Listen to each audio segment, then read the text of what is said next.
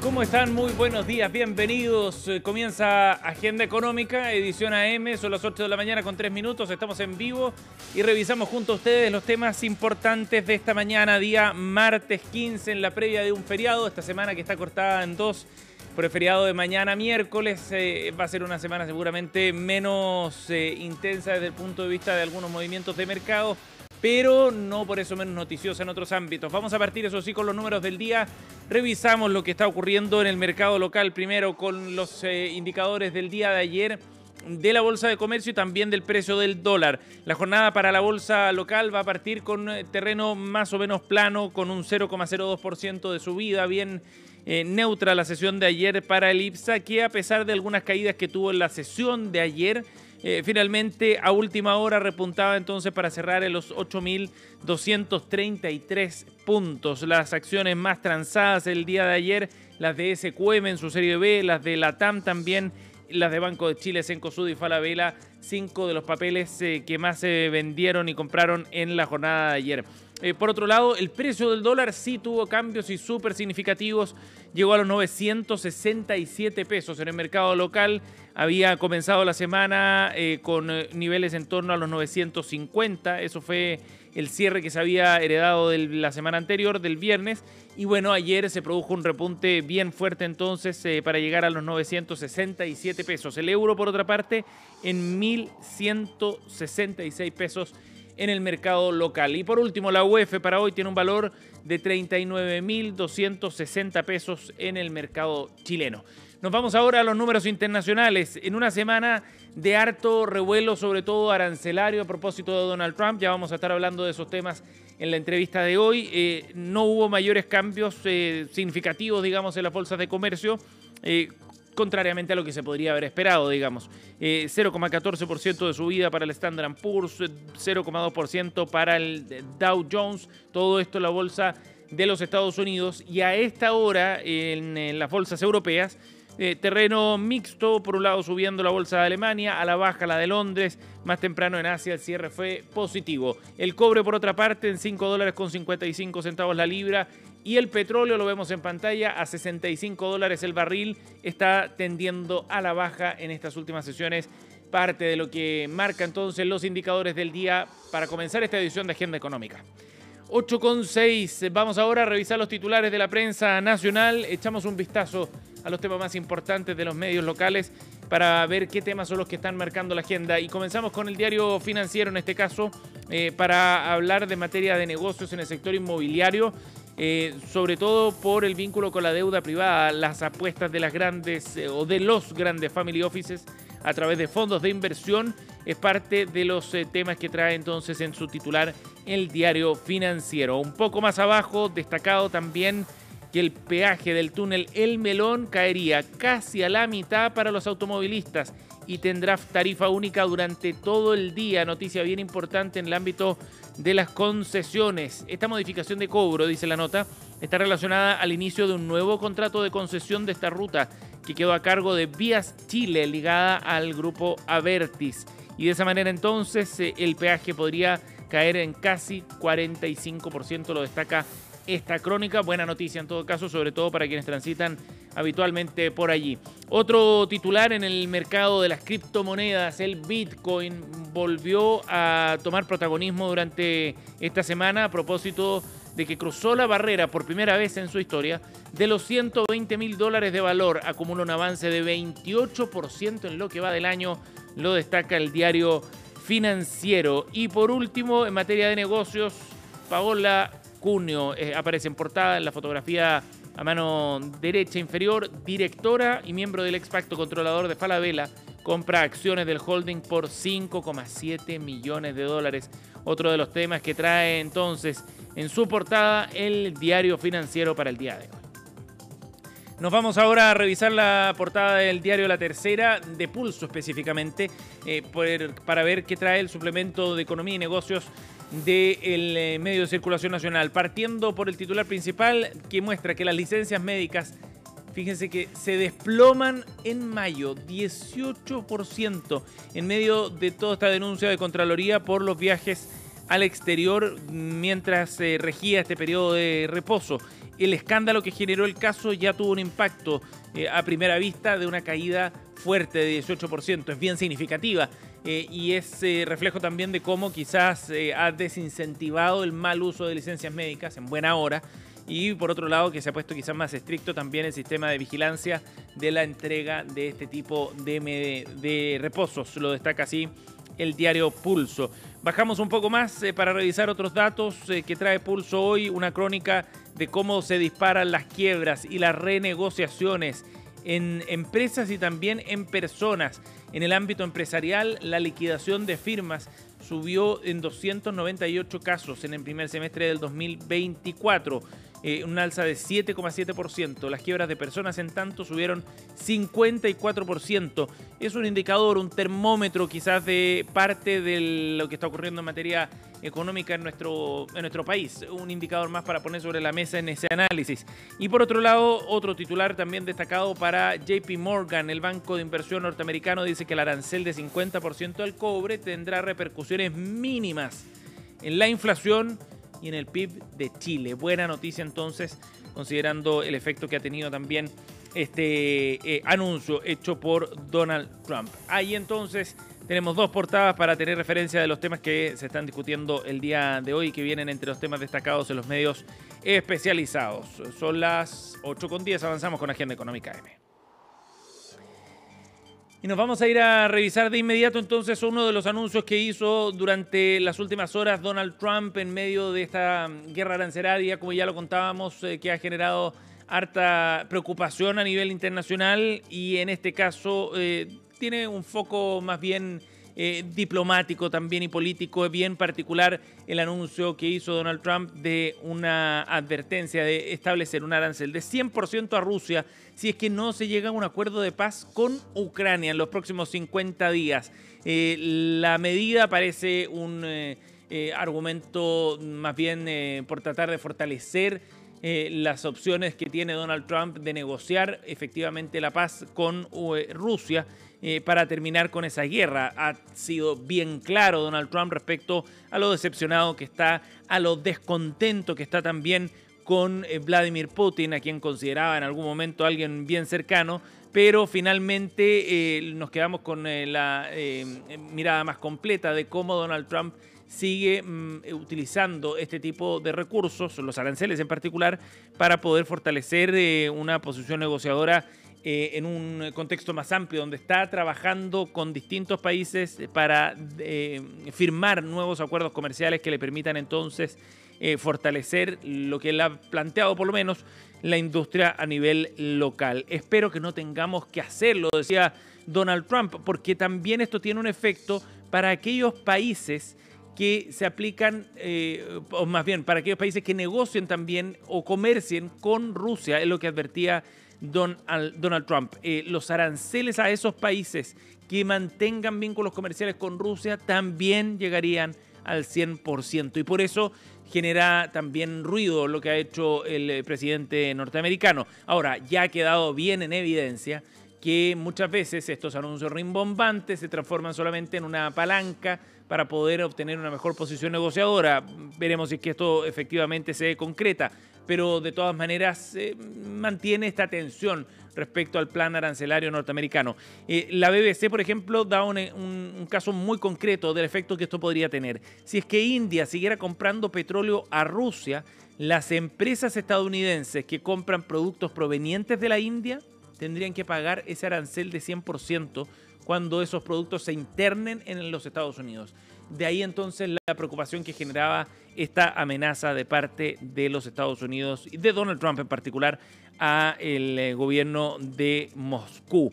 Ya veremos si es que esto surte algún efecto, porque ha dado un plazo bien perentorio de 50 días para poder llevar adelante un proceso de paz, evidentemente que se ve poco viable. Pero es una señal más también de la incertidumbre en la que se está moviendo el comercio a nivel internacional a propósito de los anuncios que hace cada cierto tiempo el presidente norteamericano.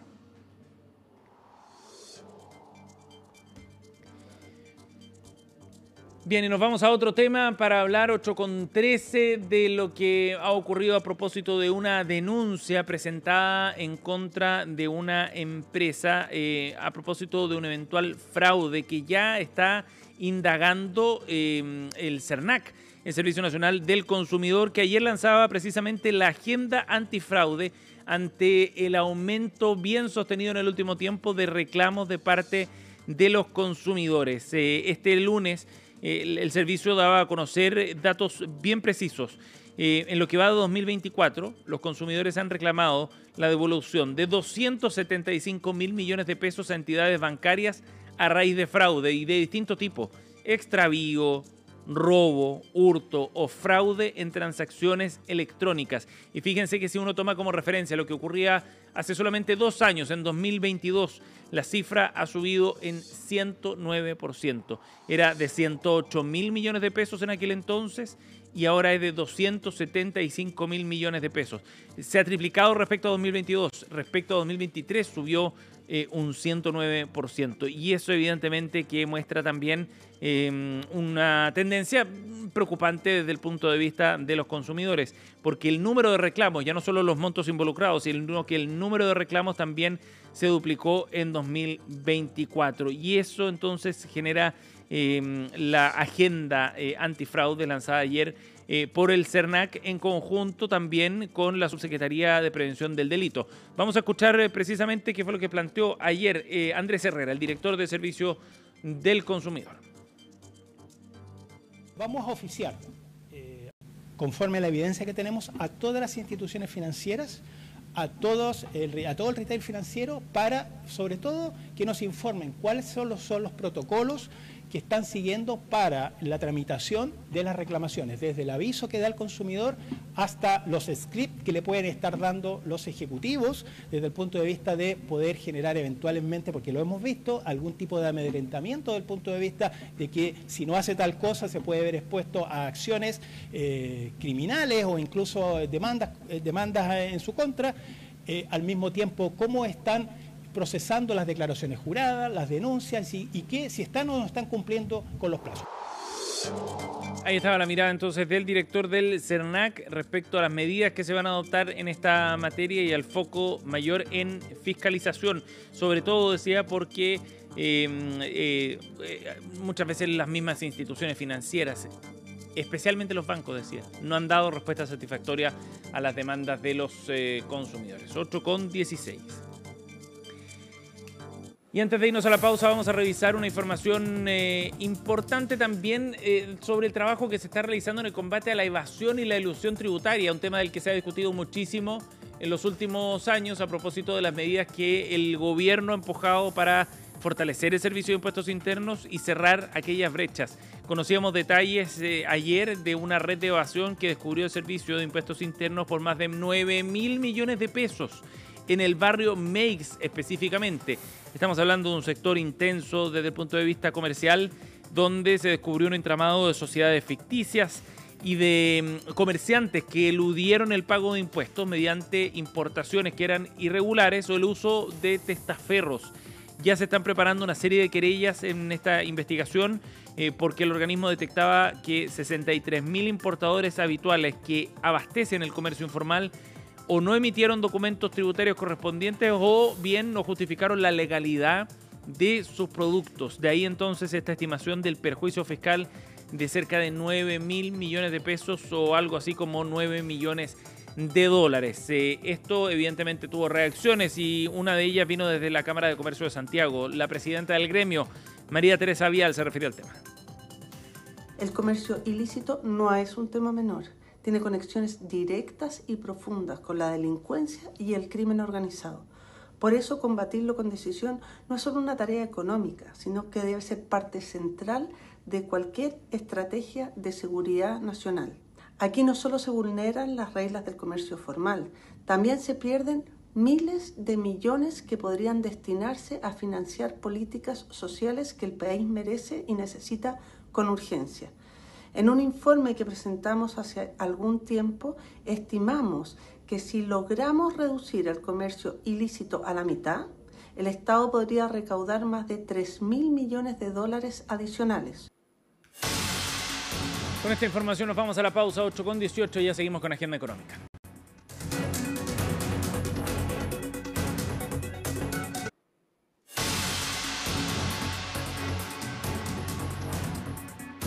Ya estamos de vuelta, 8 de la mañana con 20 minutos, y vamos a la conversación de esta mañana para abordar los cambios que está empujando Donald Trump en los Estados Unidos y que han ido cambiando, como ya lo comentábamos en el comienzo, también cierto panorama, el rayado de cancha a nivel internacional. Vamos a conversar de estos temas y para eso nos acompaña Felipe Espina, socio de tributación internacional de EY. Gracias por estar con nosotros, Felipe. Bienvenido. Buenos días, Sebastián. Bueno, gracias, un gusto estar en Agenda Económica.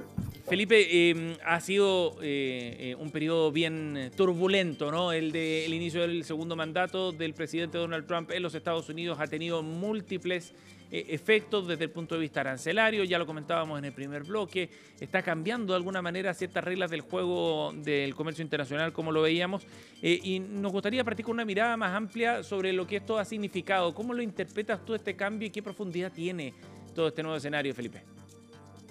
Mira, la relación tributaria con Estados Unidos, sí, efectivamente se ha vuelto bien dinámica, bien ágil, no solamente desde la llegada de Donald Trump como presidente, sino que con la entrada en vigencia del Tratado de Doble Tributación con Estados Unidos hace un par de años. Entonces, efectivamente había un rebaraje de naipes. Y te diría que estamos en un momento de ver cuáles van a ser las consecuencias de ese rebaraje de naipes. Ajá. Y esto creo que se puede mirar desde dos puntos de vista también. Está el punto de vista de los impuestos directos, ¿cierto? Sí. Que tiene que ver con la reforma que se aprobó la semana pasada en los Estados Unidos y que tiene un impacto en el tratado de doble tributación que mencioné al principio, pero también en los impuestos indirectos, que es el tema de los aranceles. Exacto. Entonces, Felipe, partamos hablando es un movimiento de varios niveles. De esa ley que tú mencionabas, esta Big Beautiful Bill, como le llamó Donald Trump, que tiene un nombre bien curioso, ¿no? Pero bueno, sí. Partamos por los efectos que eso puede tener. ¿De qué forma impacta, por ejemplo, en las relaciones a nivel tributario entre Chile y Estados Unidos? Súper importante, claro. Mira, raya para la suma, el efecto es positivo. El efecto es positivo. Finalmente, el efecto fue positivo, porque es una reforma tributaria que está muy enfocada en atraer inversión y en facilitar inversión y en optimizar la tributación americana de las inversiones en ese país. Es una invitación a invertir en Estados Unidos y por lo tanto contempla muchas reglas favorables. En parte mantiene, te diría, los incentivos que él mismo generó en el año 2017, cuando fue presidente de su primer término. Recoge algunos incentivos que fueron caducando en el tiempo de esa ley de 2017 y crea nuevos incentivos. Entonces, por una parte, es positivo el impacto, pero por otra parte, traía originalmente un nuevo artículo al Código Tributario Americano, el famoso 899, que podía haber tenido un impacto, y creo que es bueno elaborar un poco en esto, y te voy a contar después por qué, pero traía un impacto importante que pudo haber sido muy negativo para los inversionistas extranjeros, porque básicamente permitía que Estados Unidos aumentara la tasa de tributación americana, ya sea impuestos corporativos o impuestos de retención, a países que fuesen considerados aplicadores de impuestos injustos, discriminatorios, extraterritoriales, sin mayor definición de esos conceptos. Entonces era básicamente un instrumento que permitía a Estados Unidos subir la tasa de impuestos a un país en bien específico. ¿Y Chile caía dentro de esa categoría? No se sabe. Esta es una cuestión que instruyó Donald Trump el día 1 que entró en oficina. En enero ya instruyó al secretario del Tesoro que hiciera una lista de los países que pudiesen considerados como aplicadores de impuestos injustos.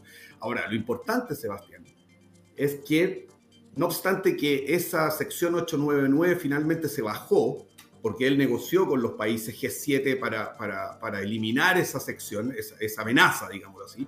Existe otra sección poco conocida dentro del Código Tributario Americano, que es la 891, que es básicamente lo mismo, Sebastián. O sea, bajo esa sección existente 891, Estados Unidos tendría la facultad de doblar los impuestos de ciertos países que consideren como aplicadores de impuestos injustos, extraterritoriales o discriminatorios. Eso está ahí. De acuerdo. ¿Y eso tiene un correlato también desde el punto de vista arancelario a propósito de los cambios que está empujando Donald Trump? Yo creo que la relación entre los cambios arancelarios y el tema de la reforma tributaria tienen como link la negociación, básicamente. Porque, como te decía, van por caminos separados.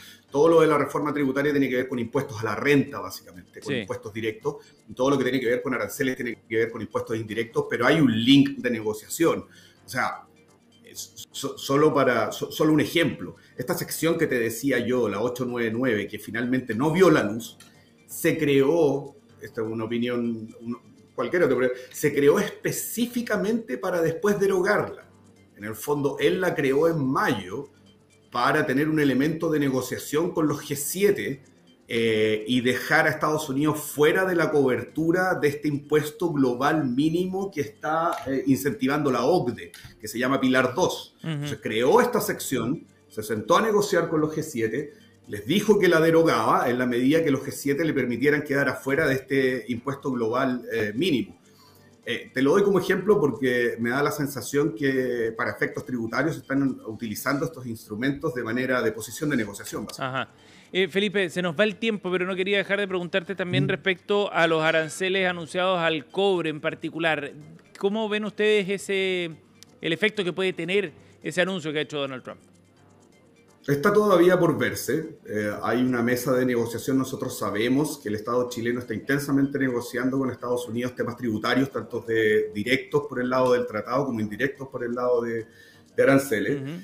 Yo me quedo con lo que mencionaste con el principio de JP Morgan. El impacto no debería ser material, dado el volumen de exportación que tiene Chile a Estados Unidos de cobre, que creo que es un 15% o un 12% por ahí. Y seguramente va a haber espacio para negociar. De cualquier forma, creo que el takeaway, Sebastián, es que hay que estar monitoreando y atento a las posiciones tributarias que asuma Chile, especialmente la perspectiva de impuestos discriminatorios, extraterritoriales o injustos que llame Estados Unidos, porque eso les podría dar pie para generar mayor incertidumbre. Sí, claro que sí, y eso al final puede ser bien perjudicial en las relaciones. Habrá que ver cómo terminan esas conversaciones bilaterales que están desarrollándose entre Chile y Estados Unidos. Felipe Espina, socio de tributación internacional de EY, ha estado con nosotros esta mañana. Gracias por la conversación, Felipe. Gracias a ti, Sebastián. Chao, buen día. 8:28 cerramos Agenda Económica M. Gracias por acompañarnos. En unos minutos partimos CNN Chile Radio.